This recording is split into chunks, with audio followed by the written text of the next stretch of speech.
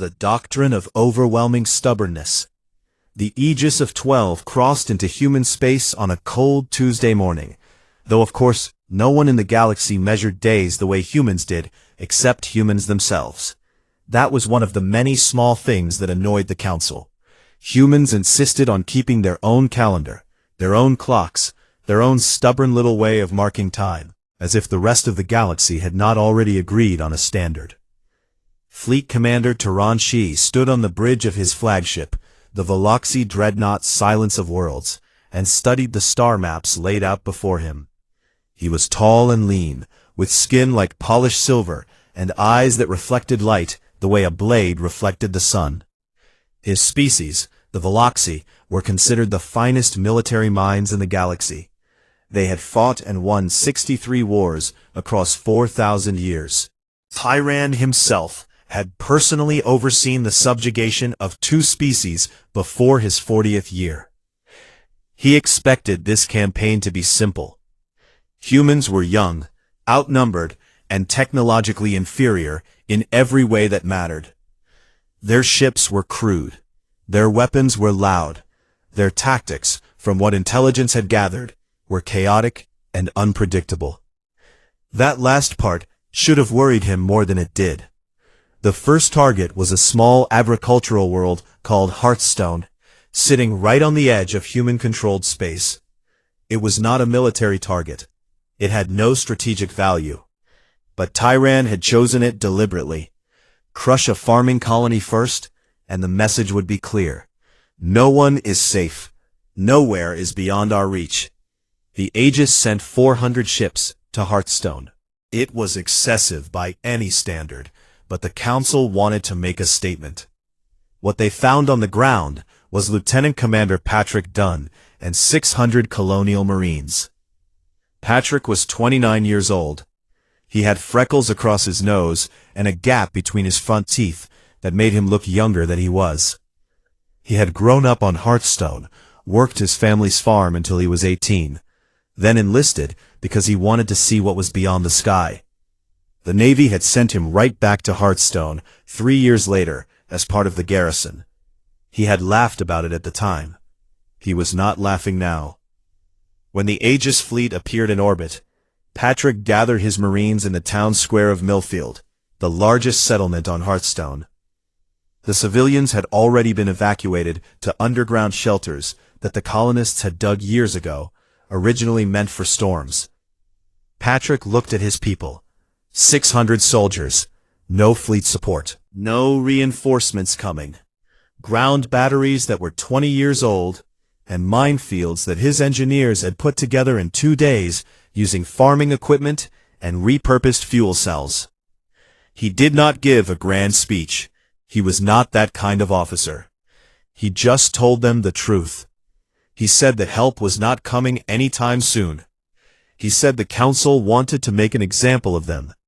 And he said that they were going to make it the most expensive example the galaxy had ever seen.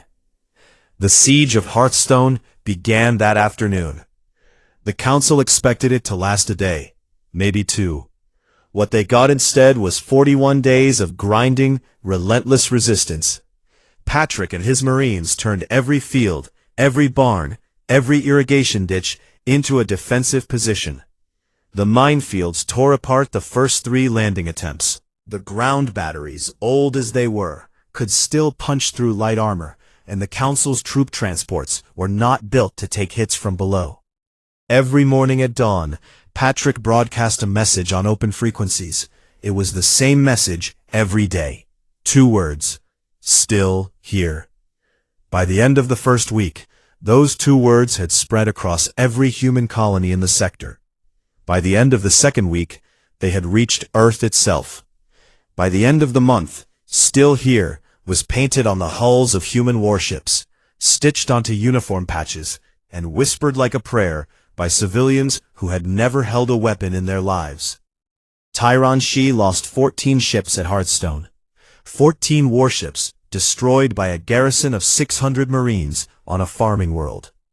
It was not a defeat in any strategic sense. He still had thousands of ships, but it was something worse than a defeat. It was an embarrassment.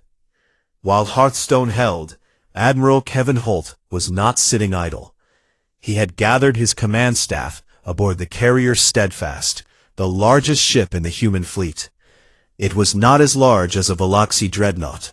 Nothing humans had was as large as a Veloxy dreadnought. But it was tough, and it was fast, and its crew knew every rivet in its hull. Kevin sat in the war room with Commander Danielle Marsh and Captain Monica Vega. Monica was the fleet's chief strategist, a woman in her early 40s, with short black hair, sharp cheekbones, and a habit of tapping her pen against the table when she was thinking. She had been tapping for 3 hours straight. "We cannot fight them head-to-head," Monica said for the 4th time. She was not saying it because she thought Kevin did not understand. She was saying it because she needed to hear it out loud to move past it. 9,000 ships against 1,100. Even if every one of our ships takes out 2 of theirs, we still lose. So we do not fight them head-to-head, Kevin said. Monica stopped tapping. She looked at him. "They came here expecting a war," Kevin continued. "A proper war. Fleets lined up, big battles, clear winners and losers. That is how the Council fights. That is how every species the Council has ever conquered fought back." He leaned forward. "So we do not do that." What Kevin and Monica devised over the next 72 hours became known as the Patchwork Doctrine. The idea was brutally simple. Humanity could not match the Aegis in firepower, so they would not try. Instead, they would make the war as painful, as expensive, and as exhausting as physically possible. Every supply line would be a target. Every fuel depot, every relay station, every convoy carrying food or ammunition or spare parts would be hit by small, fast, wolf-pack squadrons that struck hard and vanished before the Council could respond. Captain Gregory Dunn was given command of the first wolf-pack.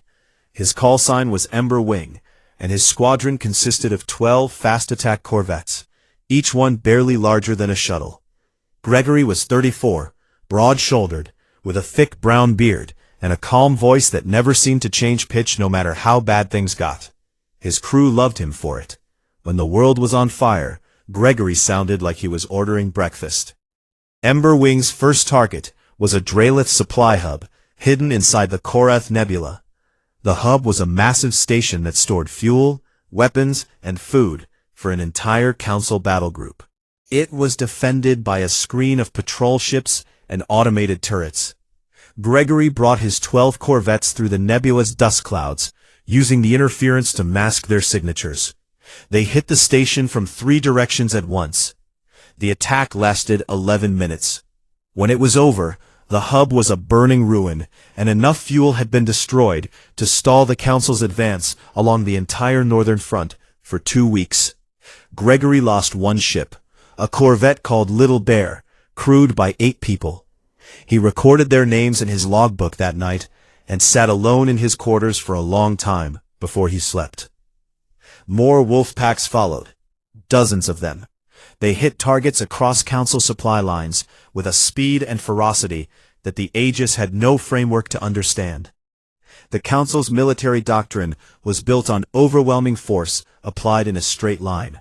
Their supply chains were efficient but brittle. They had never needed to defend them before, because no species had ever been reckless enough to go after them. Humans were exactly that reckless. Within 3 months, the Aegis advance had slowed to a crawl. Tyron Shi was winning every major engagement, but his ships were running low on fuel, his crews were exhausted, and his supply lines were bleeding from 1,000 small cuts. He sent a report back to the Council that used a phrase no Veloxy commander had ever used before. He called the situation difficult. On Hearthstone, Patrick Dunn was finally relieved by a human battle group on the 41st day. He walked out of his command bunker into the sunlight, covered in dirt and dried blood and smelling like he had not bathed in a month. A reporter embedded with the relief force asked him how he felt. Patrick squinted at the sky, thought about it for a moment, and said, "Could use a shower." The Council had planned for a war of domination. They had planned to sweep across human space like a wave, and crush everything in their path. What they got instead was something they had no name for. A war that bled them slowly. A war that turned their own size against them. A war fought not by a fleet, but by a species that treated stubbornness as a sacred virtue. Kevin Holt had a phrase for it. He called it the doctrine of overwhelming stubbornness. It was not elegant, it was not pretty, but it worked. The thing they never accounted for. 6 months into the war, the Council was learning something uncomfortable. They were learning that humans did not fight the way they were supposed to. But more than that, they were learning that humans did not think the way they were supposed to either. The Council had spent thousands of years perfecting the art of control. When they conquered a species, they did it completely. They crushed the military, dismantled the government, replaced the culture. They understood that the most dangerous thing a conquered people could have was not weapons. It was identity. Take away their stories, their songs, their sense of who they were, and they would bend. Every species before humans had bent. Dr. Hannah Cole did not care about bending. Hannah was a xenolinguist, which meant she studied alien languages. She was 37 years old, had messy auburn hair that she was constantly pushing out of her face, and wore glasses she did not technically need anymore because she liked the way they looked. She had spent her entire career learning how other species communicated, what they valued, what made them laugh, what made them cry. She spoke 9 alien languages fluently and could get by in another 12. She was stationed aboard the carrier Resolute Dawn, which was parked behind the front lines doing repair and resupply work. It was boring duty. Hannah did not like boring duty, so she started a project. She began translating human literature into Kelso languages, not military documents, not propaganda, just stories, novels, poems, folktales, essays about freedom and loss and love, and the stubborn refusal to give up. She translated a collection of old Earth folk songs into Veloxi. She translated a human essay about the meaning of home into Drelith. She translated children's stories into Marathi. Then she broadcast them. She set up a small transmitter array on the Resolute Dawn and started pushing the content out on civilian frequencies, the channels that ordinary people on Council worlds used for entertainment and news. She did not have permission to do this. She did not ask for permission. She just did it. The first week, nothing happened. The second week, a few scattered reports came back through intelligence channels that someone on a Veloxi mining colony had been caught listening to a strange broadcast in their own language. The third week, it exploded. A Veloxi factory worker named something unpronounceable in human tongues, but who later chose the human nickname Sam for himself, heard one of the folk songs Hannah had translated. It was a simple song about a man who missed his home while he was far away. Sam had worked in the same factory for 30 years. He had never thought about leaving. But something about that song cracked open a door inside him that he did not know was there. He played it for his co-workers. They played it for their families. Within days, it had spread across the entire colony. On a Drelith academic world, a young scholar found one of Hannah's translated essays. It was written by a human philosopher 300 years ago, and it asked a simple question. Does obedience without choice have any value? The scholar read it 7 times. She shared it with her students. Her students shared it with other students. Within a month, the essay was being discussed in underground reading groups on 4 Drelith worlds. The Council noticed. Of course they noticed. They tried to jam the frequencies. Hannah and her small team of engineers built more transmitters and found new frequencies. They tried to ban the content. People copied it and shared it by hand. That only made it more precious. That only made people want it more. High Arbiter Zorath Vel received reports about the broadcasts and dismissed them as meaningless noise. He was a military thinker. He understood ships and weapons and territory. He did not understand that a folk song could be more dangerous than a battleship.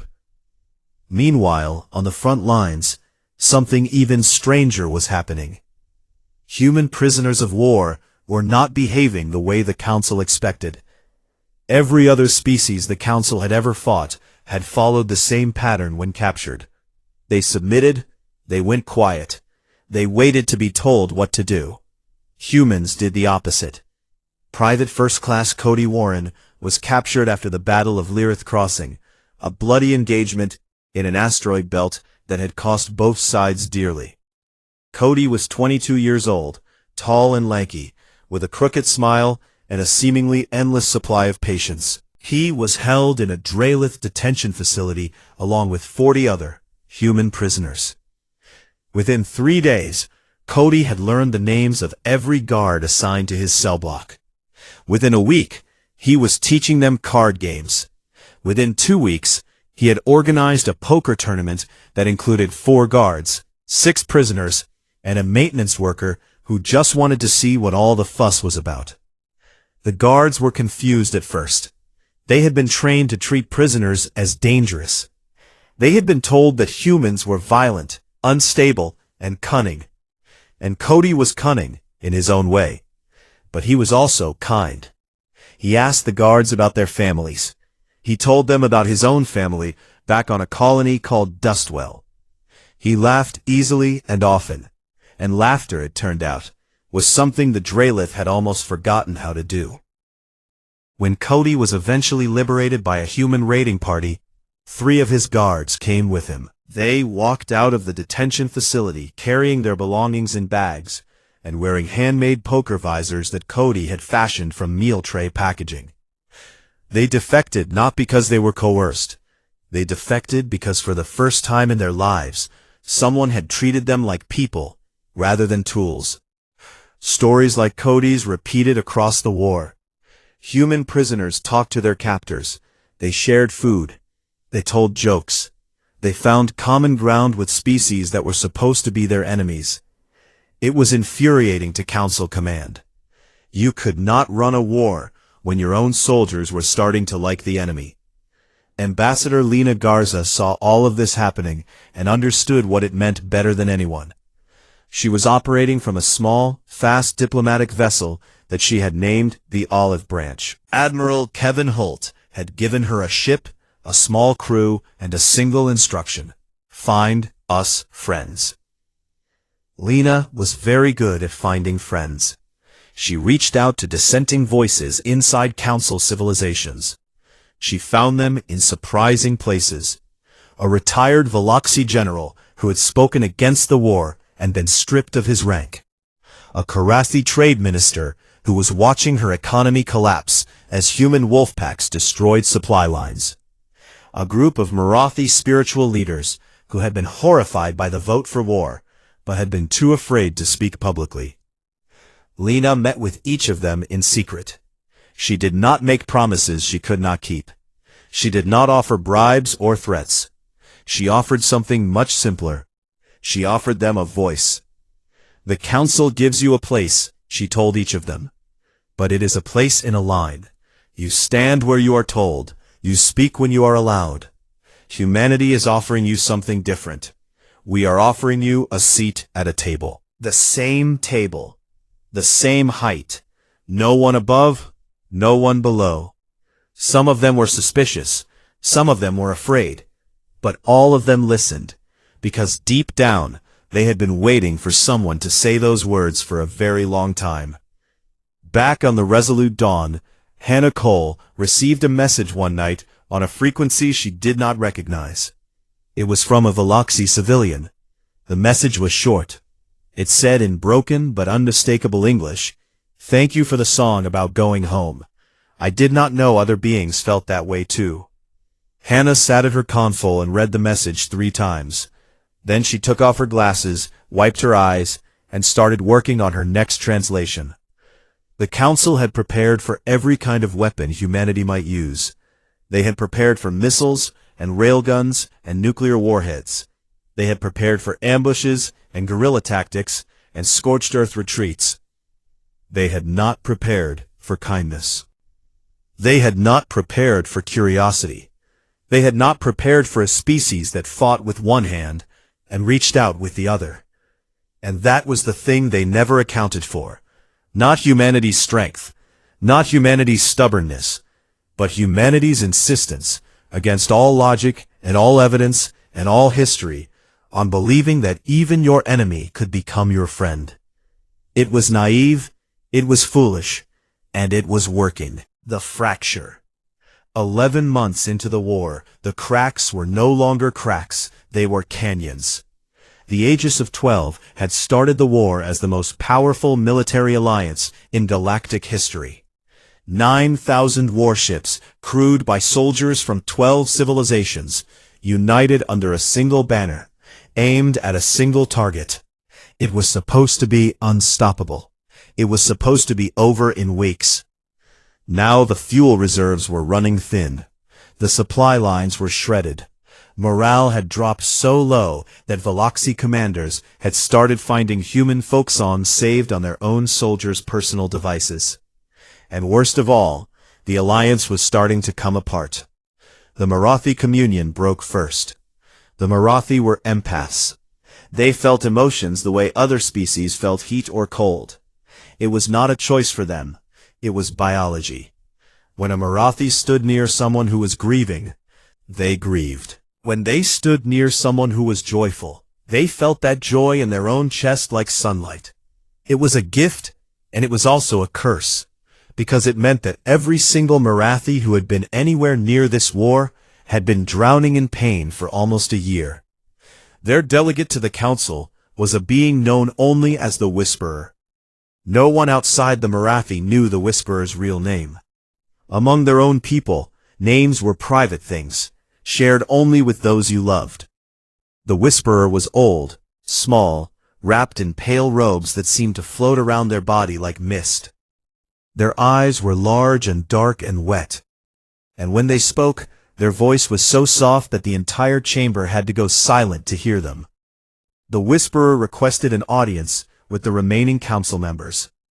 Zorathvel granted it, expecting a plea for more resources or a request to relocate Marathi ships to safer positions. What he got instead was a withdrawal. The Whisperer stood in the center of the chamber and spoke without raising their voice. They said that the Marathi had touched the minds of human prisoners, human soldiers, human civilians caught in the crossfire. They said that what they found there was not what the council had promised. There was no savagery. There was no mindless aggression. What they found was a sadness so deep it had no bottom, and a hope so fierce it burned like a star. They said that the Marathi could not, in conscience, continue to make war against a species whose greatest crime was believing that the universe could be better than it was. Zorathvel told the Whisperer that leaving the alliance would have consequences. The Whisperer looked at him with those large dark eyes and said that staying would have worse ones. The Marathi fleet, 112 ships, powered down their weapons and left the formation that same day. They did not fire a shot on their way out. They simply turned around and went home. 2 more species followed within the week. The Saloon Collective, a species of aquatic beings who had never wanted to fight in the first place, withdrew quietly and without ceremony. The Urathi Federation, whose delegate had been receiving secret communications from Ambassador Lena Garza for months, announced their withdrawal in a public broadcast that was seen across half the galaxy. The Aegis of 12 was now the Aegis of 9, and it was still shrinking. Zorathvel was not a being who panicked. He had lived too long and seen too much for that. But he was a being who understood momentum, and he could feel it shifting. The war was not lost, not yet, but it was no longer moving in the direction he needed it to move. He made a decision, a desperate one. He ordered every available ship pulled into a single massive strike force. He conscripted civilian vessels. He armed merchant freighters. He pulled reserve fleets away from the defense of Council homeworlds, leaving them exposed for the first time in centuries. He gathered everything he had left and aimed it at one target: New Meridian. New Meridian was humanity's largest and most important colony. It was a green, beautiful world with vast oceans and rolling plains, and it was home to over 200 million people. It was also the seat of Earth's colonial command, the symbolic heart of human expansion into the galaxy. If Zorathel could take New Meridian, he believed the war could still be won. Break the heart, and the body would follow. The strike force numbered over 4,000 ships. It was still enormous, still terrifying, still enough to blot out the stars when it dropped out of faster-than-light travel in New Meridian's orbit. Admiral Kevin Holt was waiting for them. Monica Vega had predicted it 3 weeks ago, sitting in the war room aboard the Steadfast, tapping her pen against the table in that way she always did. "He is going to go for New Meridian," she had said. "He has to. He is losing control of his own alliance, and the only way to get it back is a decisive victory. Something big, something symbolic." Kevin had nodded. "Then we make sure he does not get it." The defense of New Meridian was everything humanity had. Every warship, every wolf pack, every armed transport, every orbital defense platform. Commander Danielle Marsh led the fighter wings, hundreds of small, fast attack craft that swarmed like angry bees around the larger council vessels. Captain Monica Vega coordinated the wolf packs, which had grown from a handful of squadrons to a network of over 200 small strike groups spread across the system. And Kevin Holt stood on the bridge of the Steadfast and held it all together. The Battle of New Meridian lasted 9 days. The first 3 days were pure chaos. The Council fleet hit the outer defense perimeter like a hammer. Human ships broke apart under the barrage. Orbital platforms were destroyed. Entire squadrons were wiped out in minutes. Danielle Marsh lost a third of her fighter wing in the first 48 hours and kept flying. On the 4th day, the wolf packs hit the Council fleet from behind. 200 squadrons, each one a small pack of fast corvettes, tore into the rear of the formation. They targeted engines, fuel lines, and communication arrays.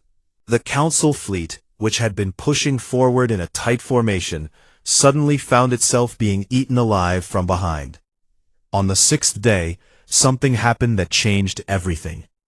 A Veloxi battle group, 47 ships, commanded by Subcommander Rylan Vess, a young officer who happened to be the nephew of Fleet Commander Tyron Shee himself, was ordered to fire on a human hospital ship. The ship was called the Mercy of Abilene. It was unarmed, clearly marked with medical symbols, and was evacuating wounded civilians from a damaged orbital station. Rylan Vess looked at the order on his screen. He looked at the hospital ship on his sensors. He thought about the folk song that one of his crew members had been humming for weeks, the one about missing home. He thought about the reports of human prisoners teaching his people card games and asking about their families. He opened a communication channel to every ship in his battle group and said one word in the human language: enough. 47 Veloxi warships powered down their weapons. They stopped. They simply stopped. The effect was immediate and devastating. If a nephew of Tyron Shee could refuse orders, anyone could. Within hours, ships from 4 other Council species had either powered down or pulled back from the engagement. The Council formation, already battered by the wolf packs, began to collapse from within. On the 7th day, Kevin Holt ordered a full counterattack. The human fleet pushed forward for the first time in the entire battle. Danielle Marsh led what was left of her fighter wing in a charge that punched a hole through the center of the Council formation. The wolf packs closed in from every direction. On the 9th day, it was over. The Aegis was shattered, not just beaten, but broken from the inside out. Over 1,000 Council ships had been destroyed. Nearly 800 more had surrendered or defected. The rest were in full retreat. Tyron Shee, the finest military mind the Veloxi had ever produced, The commander who had never lost a war sat alone on the bridge of the Silence of Worlds and stared at the wreckage of his fleet on the sensors. He said nothing for a very long time. Then he gave the order to withdraw. Zorath Vel received the news aboard the Citadel of Orin. He stood in the empty council chamber, surrounded by the symbols of 12 civilizations, 3 of which had already abandoned him. He read the report twice. The second time, his clawed hands were shaking. He had gambled everything on New Meridian. He had stripped the defenses of Council homeworlds. He had bet the future of the Alliance on one battle. And he had lost. The war was not over, not officially. But everyone in the galaxy knew, from the youngest Mirathi child to the oldest Draelith elder, that something had broken at New Meridian that could never be put back together. The Aegis of 12 was gone. The Council's grip on the galaxy was gone. The old order, the one built on fear and obedience and the quiet crushing of anyone who dared to ask why, was dying. And in its place, something new was beginning to grow. The extinction they chose. The war ended not with a bang, but with a woman walking into a room. 3 days after the Battle of New Meridian, Admiral Kevin Holt sat in the war room of the Steadfast and stared at a star map. The map showed the positions of every known fleet in the galaxy. The Council's forces were scattered, retreating, falling apart. Zorath Vel had pulled what was left of his loyal ships back to the Citadel of Orin. He was cornered, beaten, exposed. Commander Danielle Marsh stood across the table from Kevin. She had a bandage across her forehead from a piece of shrapnel that had nearly taken her eye on the 4th day of the battle. She had refused medical leave. She pointed at the Citadel on the map. "We could end this today," she said. "One strike. He has barely 200 ships left. The Citadel's own defenses are 1,000 years old. We could crack it open like an egg." He thought about every ship he had lost, every name in every logbook, every family that would never be whole again. He thought about Hearthstone and Lireth Crossing and the 9 terrible days over New Meridian. He thought about how easy it would be to give the order, how satisfying it would feel to watch the Citadel burn. Then he thought about the folk songs. He thought about Cody Warren and his poker games. He thought about the Marathi Whisperer standing in the council chamber, talking about a sadness so deep it had no bottom, and a hope so fierce it burned like a star. "No," he said. Danielle looked at him. She was not surprised. She had known him for 6 years. She had known what he was going to say before he said it. "Send Lena," Kevin said quietly. Ambassador Lena Garza received the message aboard the Olive Branch, which was parked in a debris field near the Korath Nebula. Her small crew had been running on almost no sleep for weeks. Her pilot, a young man named Derek Solis, had dark circles under his eyes and a 3-week beard that made him look like he had been living in a cave. Her communications officer, a woman named Tara Beckett, had not changed out of the same uniform in 4 days. Lena read the message twice, then she looked at her crew. "We are going to the Citadel," she said. Derek blinked. "The Citadel of Orin, the place where the entire council government is holed up, the place surrounded by what is left of the most powerful military alliance in galactic history." "That is the one," Lena said. "And we are going in the Olive Branch, a ship with no weapons, no shields worth mentioning, no armor." "Correct." Derek stared at her for a moment. Then he shrugged and started plotting a course. He had learned a long time ago that arguing with Lena Garza was like arguing with gravity. You could do it, but you were going to lose. The Olive Branch arrived at the Citadel of Orin alone. No escort, no fleet behind it. Just one small, unarmed diplomatic vessel drifting toward the largest space station in the galaxy. The Council's remaining ships locked weapons on the Olive Branch immediately. Lena broadcast on an open channel. She identified herself. She said she was unarmed. She said she was coming to talk. There was a long silence. Then the weapons powered down, and a docking bay opened. Lena walked through the corridors of the Citadel alone. Her footsteps echoed off walls that were older than human civilization. The symbols of 12 species lined the halls, but some of them had been covered or removed. The ones belonging to the Marathi, the Selenon, the Urathi, those were gone, scratched out or draped in black cloth, as if they had never existed. She reached the council chamber. The doors opened, and she stepped inside. It was smaller than she remembered, or maybe it just felt that way because so many of the seats were empty. Only 6 delegations remained. The rest had fled or withdrawn. The chamber that had once held the voices of 12 civilizations now felt hollow, like a shell that something had crawled out of and left behind. Zorath Vel sat in his high seat at the center. He looked older. His exoskeleton had lost its copper shine and had gone dull and gray. His forearms hung at his sides instead of folded behind his back. His compound eyes, which had once moved with calculated precision, were still. He looked at Lena and said nothing for a long time. "You have come to dictate terms," he said at last. "No," Lena said. "Then you have come to gloat." "No." "Then why are you here?" Lena looked around the chamber. She looked at the empty seats.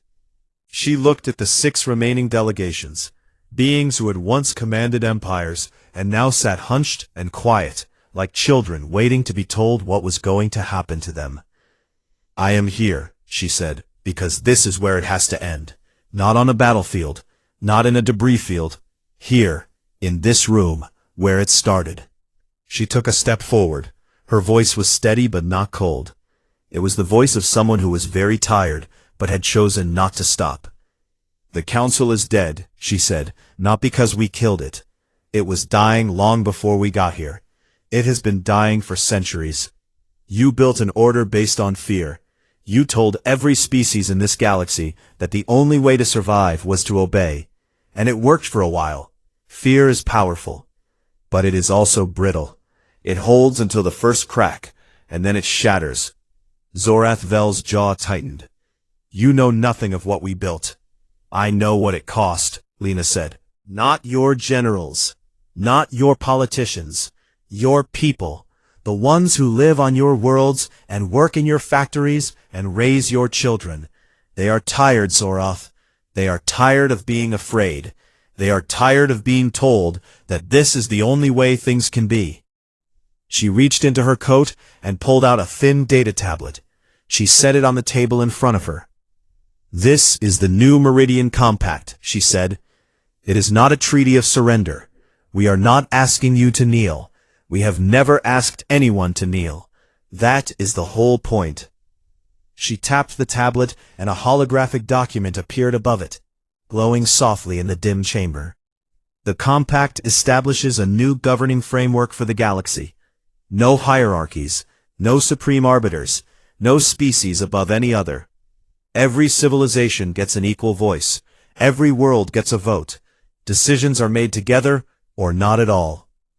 Zorath Vel stared at the document. "You are naive," he said. "Species are not equal. Some are stronger. Some are smarter. Some have been here for millennia, while you have been here for a heartbeat." "Maybe," Lena said. "But the old way does not work either. You are sitting in a half-empty room in a crumbling station with a broken fleet, telling me that the system that brought you here is the one we should keep." She paused. "I think you know better than that." The chamber was silent. The 6 remaining delegations looked at each other. They looked at the compact. They looked at Zorath Vel. One by one they came forward. The Karathi delegate pressed her thumbprint to the document first. Then the Pillar States. Then the Hollow Suns. Each one approached the table, studied the compact, and signed. Zorath Vel was the last. He sat in his high seat and stared at Lena Garza for a very long time. She did not look away. She just stood there, a small human woman in a room built for giants, and waited. Finally, Zorath Vel rose. He was still tall, still imposing, but something in the way he moved had changed. The rigidity was gone. He walked to the table, looked down at the compact, and pressed his claw to the document. The Galactic Ruling Council was dissolved in that moment. 12,000 years of history ended by a signature. In its place, the Assembly of Free Worlds was born. Its first meeting was held on New Meridian, in a building that humans and Marathi and Veloxi and a dozen other species built together. The Whisperer attended as the Marathi representative. Rylan Vess, the Veloxi subcommander who had said enough, came as an observer.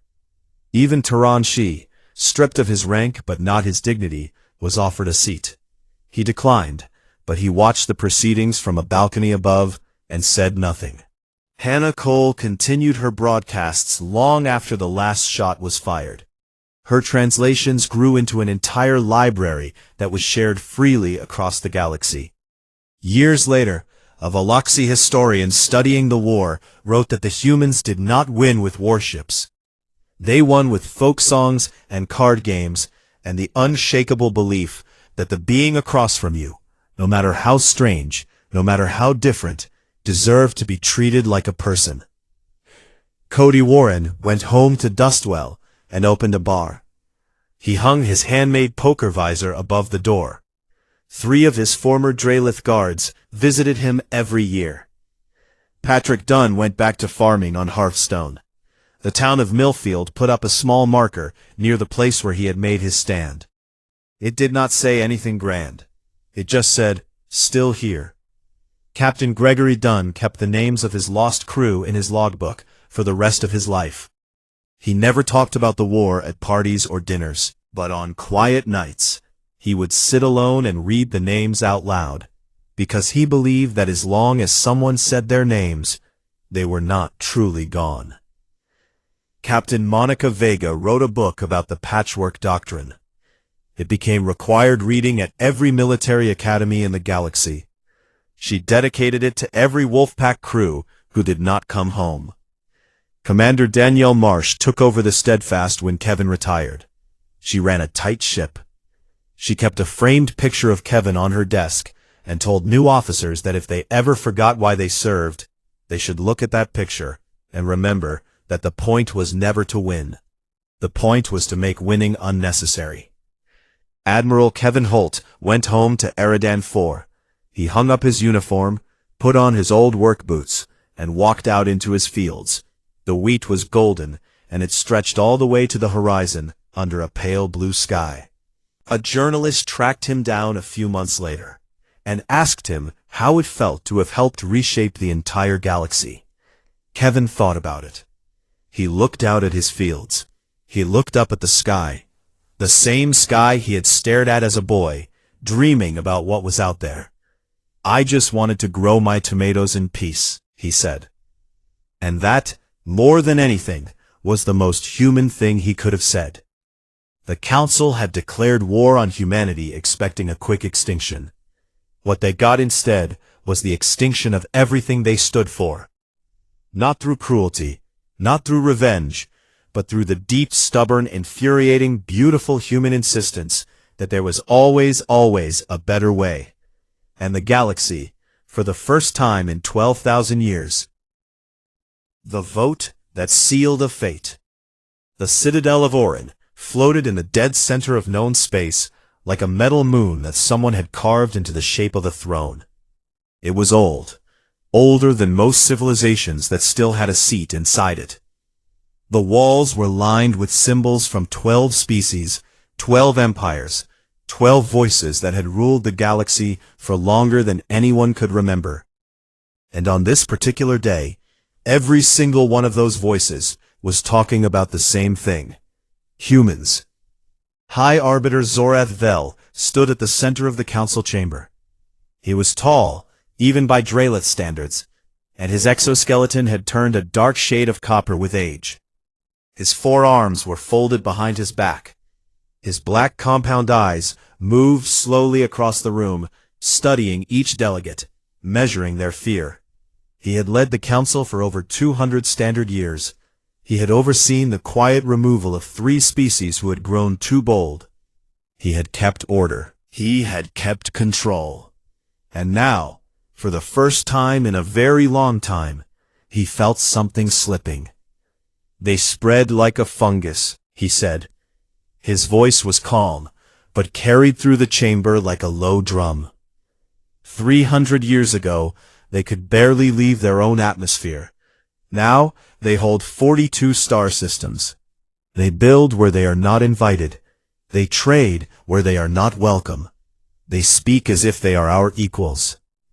A murmur rippled through the delegates.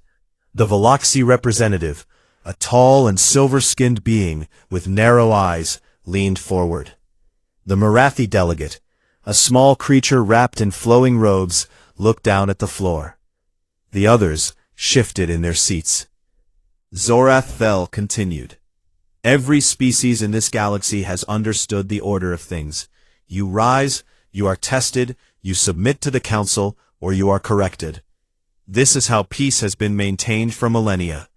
He paused and let the silence do its work. Humanity has refused correction. They do not submit. They do not bow. They look at us and they ask why. He let that word hang in the air. Why? It was the most dangerous word in the galaxy. On the far side of the chamber, standing on a platform reserved for species who had not yet been granted full council membership, Ambassador Lena Garza listened to every word. She was not tall. She was not physically impressive by any galactic standard. She had brown skin, dark hair pulled back tight, and eyes that gave away nothing. She had spent 11 years in the diplomatic corps. She had negotiated trade deals with species who could have swallowed her whole. She had learned that in a roomful of giants, the most powerful thing you could be was patient. But patience had a limit. When Zorath Vel opened the floor for a response from the human delegation, Lena stepped forward. She looked up at the High Arbiter and did not blink. "You are afraid of us," she said, "not because we are strong, not because we are many. You are afraid because we do not need you. And that is something this council has never faced before." The chamber went silent. She continued. "Every species in this room was brought to heel. You were all told that the only way to survive was to obey. And you believed it. You built your entire civilization on that belief. And now you see a species that looked at your rules, looked at your power, and said, 'No, thank you.'" She let a small breath escape. "That is not a threat. That is an invitation. We are asking you to imagine something better."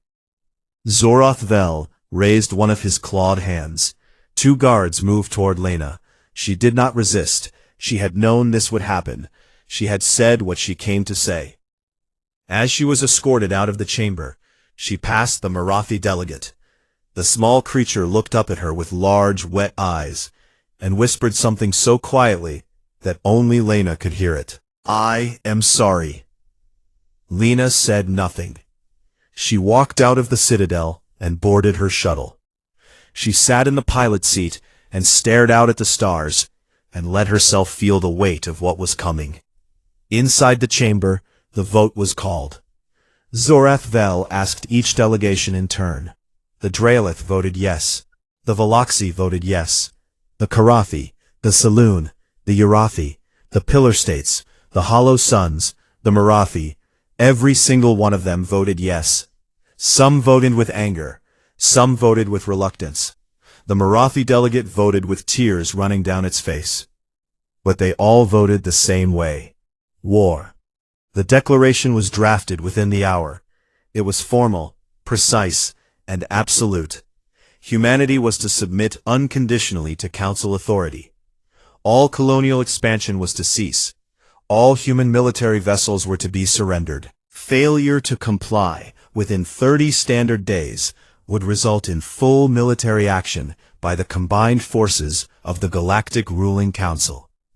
The document was transmitted across every relay station in the galaxy. It reached Earth's colonial command on the planet of New Meridian 14 hours later.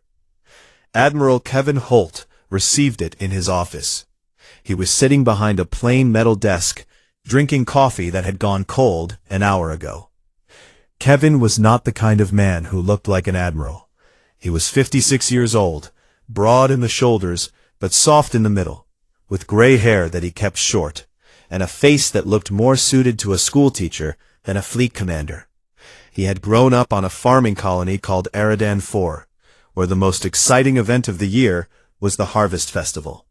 He had joined the Navy because his mother told him he needed to see more of the universe. He had stayed because he turned out to be very, very good at it. He read the declaration twice. Then he set it down on his desk and looked across the room at Commander Danielle Marsh. She was younger than him, sharp-featured, with red hair and the kind of stare that made junior officers find somewhere else to be. She had been his second-in-command for 6 years. She already knew what the document said. She had read it on her tablet while he was reading the hard copy. "How many ships do they have?" Kevin asked. "Intelligence estimates put the combined Aegis fleet at over 9,000 warships," Danielle said. "We have 1,100. Kevin nodded slowly. He picked up his coffee, realized it was cold, and set it back down. He looked out the window at the shipyard below, where rows of human vessels sat waiting in their docks. They were not elegant ships. They were built by a species that had spent most of its history finding new and creative ways to fight itself. And every bolt and beam showed it. "Get me every ship we have," he said quietly. Danielle did not ask if he was sure. She did not ask what the plan was. She simply nodded, turned on her heel, and walked out of the office. Kevin sat alone for a long moment. He thought about Eridan IV. He thought about the Harvest Festival. He thought about the fields of golden wheat that stretched from horizon to horizon under a pale blue sky. Then he stood up, straightened his uniform, and went to war. The council believed they had made a calculated decision. They believed they had acted from a position of absolute strength. They had 9,000 warships, 12 civilizations, and millennia of experience crushing anything that stood in their way. What they did not understand, what they could not understand, was that they had just picked a fight with a species that had been at war with itself for 10,000 years. Humans had fought over land, over resources, over ideas, over words, over nothing at all. They had burned their own cities and rebuilt them. They had torn themselves apart and stitched themselves back together so many times that survival was not just something they did, it was something they were. The Council had declared war on humanity. They just did not know yet that humanity had been ready for this moment since the day it first looked up at the stars and thought, "Those are ours too."